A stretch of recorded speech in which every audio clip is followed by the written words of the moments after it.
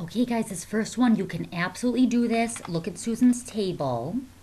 Second one, same. And here's a suggestion, draw tangent lines at the input values and compare. Okay, this one, okay, so what is the volume of the region bounded by this and those two lines? Okay, so first you've got to draw, I'm going to use this U trisection. You've got to draw a nice, clear picture, all right? So you've got to draw a nice, clear picture and make it big. This, if it's small, it will be difficult. Okay, so, but guys, if you're going to use your calculator to graph this, you have to have y solved for. All right, so first I'm going to solve for y. So I square both sides and I get y plus 7 equals x squared. And then I subtract 7 from both sides, so I get that. And you might not even have to use your calculator for that. It's great if you don't. It's a parabola, but it starts down here. Okay, so it goes like this. Yeah. All right, and they want us to find, first we're going to find the region that is bounded by this graph, x equals 0 and y equals 0. Okay, so this is x equals 0, and this is y equals 0. Okay, so the x-axis is where the y-coordinates are 0, the y-axis is where the x-coordinates are 0. And then I'm going to put points on where these things intersect. So x and y intersect there. The parabola and y equals 0 intersect there, and then there. Now, guys, you also could do this point too. Yeah, you can. You could do this point too, but the thing is that since we have symmetry since we have symmetry over the y-axis, rotating just this alone is the same as rotating both sides, because the center of rotation is splitting, is the line of symmetry. So I'm just going to rotate this. Okay, and now, okay, so I am rotating around the y-axis, all right? So since I'm rotating around the y-axis, like this, everything is going to be in terms of y. So I need to use this formula. So it is volume equals the integral from y equals a to b area in terms of y dy. All right, because this is the y-axis that we're revolving around. Okay, the cross sections are perpendicular to the y-axis. That's another way of knowing. Okay, and also another way of knowing is that you need y is because to find the length of this radius, we're going to have to do right minus left. Okay, if you got to do right minus left, that's a y variable situation. Okay, so all right, so the volume is equal to the integral. The lowest y is -7. The highest y is 0. And then in here, I've got to put a of y. All right, so maybe over here I'll say like a of y is equal to, it's going to be pi r squared in this case. And r squared, this is r right here. So it's going to be right minus left. So right minus left. This right thing here, this right graph, is radical y plus 7. All right, so it's radical y plus 7 squared. So it's pi, and then really just y plus 7. All right?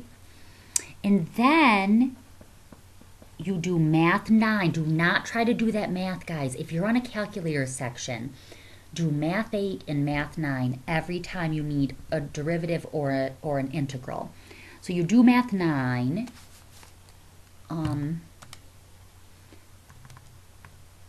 So math 9, -7 to 0 pi. And then, is that plus 7? Plus 7. Okay, so the volume is approximate, I'm going to say equals because they always say equals. 76.9690. Okay, now this next one is very tricky. I'm going to do a similar example, but very, very similar. So if the derivative of, if dp dt is equal to k times p, and p triples every 5 years, what is the value of k? All right. So guys, this triples every 5 years part. Okay. And sorry that I'm moving over into the U-try section, but it goes like this. Okay, so this is, so let's let t be years, and then p is like the population of whatever. Okay. At year 0, I know that P is something. Okay, the population is something. I don't know what it is, though. I don't know what it is. But I know at t equals 5, the population is now 3y. Okay?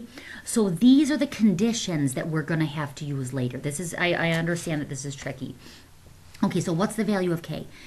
All right, so now from there, I am going to figure this out by, solving the differential equation. So this is going to be 1 over p dp is equal to k dt. And you've got to stop here and try to figure out how I did that if you're confused. But I basically cross-multiplied. Okay. Then, I mean, you could have put the k over here too because k is just a constant, but I would leave it because it just complicates things if you don't. Okay, derivative or antiderivative of this is natural log of the absolute value of p equals k t plus c. Now, I'm going to raise both. I'm going to put a base of e on both sides. Okay, so those are canceling. Absolute value of p is equal to e to the kt times e to the c. All right, now I'll let e to the c be b or something. Okay, so I'm going to let that be b. So then absolute value of p is equal to b e to the kt. All right. Now I want to drop this absolute value sign. So I go p is equal to plus or minus capital B e to the k t. And then, guys, let's just say, okay, so especially in the case that you're going to do, it's just going to be the positive one because it's population. Okay, population is positive. Okay, now we're trying to find k. And this is what we know, all right? So if I plug in 0 for t, then p is going to be y. All right, so I can say that y is equal to, so 0 is going in for t. So this is just b. So y is equal to b. All right, so b is the initial population. And now I know 5 years later, so when t is 5, p is 3y. So now I could say 3y is equal to b e to the 5k. All right, because 5 goes in for t. And I just moved the coefficient out front. And then you're kind of stuck. You're like, what should I do from here? Well, guys, this is like a system of equations. You have 2 variables right now. 3 actually. B is a variable, y is a variable, k is a variable. So you should try to do a substitution or something. Since y is equal to b, I can get rid of this y variable by putting b in there. So we get 3b equals be to the 5k. And then you divide both sides by b and those go away. So you get e to the 5k equals 3. And then you take the natural log of both sides, and then this comes out front. So we get 5k equals the natural log of 3, because natural log of e is 1. And then you get that k is equal to the natural log of 3 over 5, which is equal to natural log, oh, it's not on. Natural log of 3 over 5. 0.2197. Okay, that one confused me at first. Okay, now this. So here, I'm just going to get you started. So I'll get you started. So fast forward through this if you want. I'm just going to read it to you. So you're going to let u equal this and begin u substitution to write the integral from 1 to 3 in terms of u. And along the way, you want to remember that x equals 1 and x equals 3 for the endpoints of the interval. Okay, so it's x. So the x equals 1 and x equals 3 for the endpoints of the interval. So you need to change them also, too. I'll change x equals 1 for you. So x equals 1. Since u is x squared minus 1, then since x equals 1, when x equals 1, so maybe I'll say when x equals 1, u is equal to 0, because I just plugged it in. So u equals 0 is the new lower limit of integration, so it's going to be at the bottom, and I'm going to let you do the top, okay? Now this, what will be helpful is the one theorem that I think we did talk about was the extreme value theorem, which is the one that the candidates test is related to. The extreme value theorem is the one that guarantees that a continuous function on a closed interval will reach a highest and lowest y value. Okay, so the extreme value theorem says if f is continuous, that is necessary, on AB closed, okay, so including A, including B, then f attains an absolute max and min on that closed interval. Okay, so that theorem does not work if it's not a continuous function. And then finally, this one, you just need to know the total distance formula, which is the integral of the absolute value of velocity. Okay, guys, so there's that.